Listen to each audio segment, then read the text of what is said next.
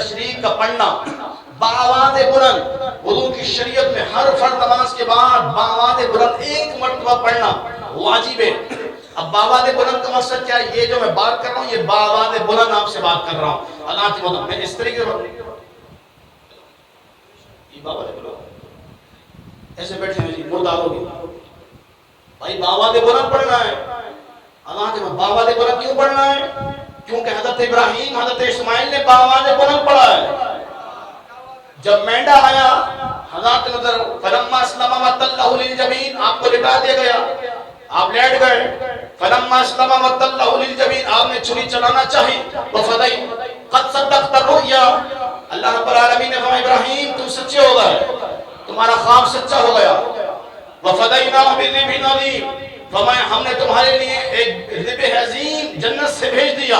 وترکنا علیہ فی الآخرین سلام علی ابراہیم کذالک نجزی المحسنین، قرآن فرماتا ہے ابراہیم تم پر سلام ہو،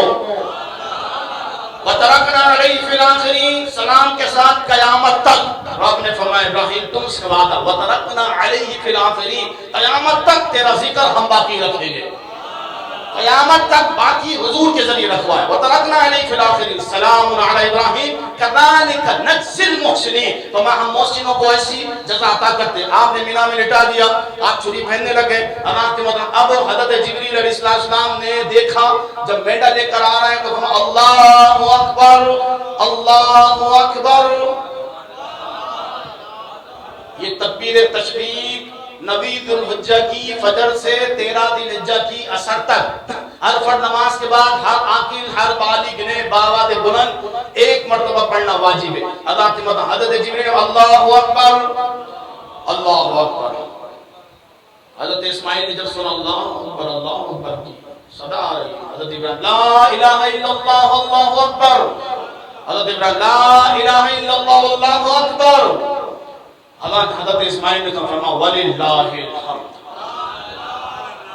وَلِلَّهِ الْحَمْدُ، حضرت منا مزدلفہ عرفات جمرات صرف تسبیحات اللہ کی بیان ہو، بڑائی اللہ کی بیان ہو، یہاں پہ کسی اور کی بات نہیں ہوگی۔ حضرت یہ ایام جو ہے یہ رب سے خاص شاعر اللہ نے فرمایا میری نشانیوں میں سے ایک نشانی تکبیر تشریق کا پڑھنا